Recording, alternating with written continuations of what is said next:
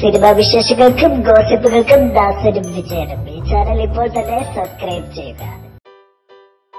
1971 beyond ബോർഡേഴ്സിൽ cameraman Sujith വാസുദേവനെ Mohanlal ഞെട്ടിച്ച ഒരു സംഭവമുണ്ട്.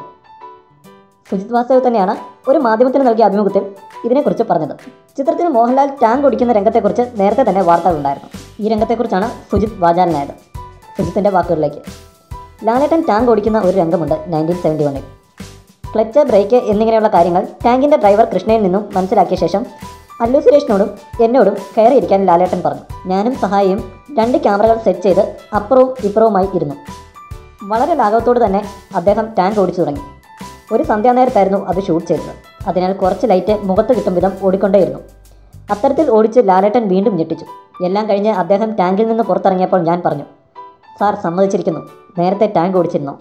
നമ്മൾ പല സിനിമകളിലും കപ്പൽ വരെ ഓടിച്ചിരിക്കുന്നു, പിന്നെയാണിത്. അതായിരുന്നു ലാലേട്ടൻ്റെ ലാഘവത്തോടെയുള്ള മറുപടി. സുജിത് വാസുദേവ് പറഞ്ഞു. കൂടുതൽ സിനിമാ വിശേഷങ്ങൾക്കും ഗോസിപ്പുകൾക്കും ദാസനും വിജയനും ഈ ചാനൽ ഇപ്പോൾ തന്നെ സബ്സ്ക്രൈബ് ചെയ്യുക.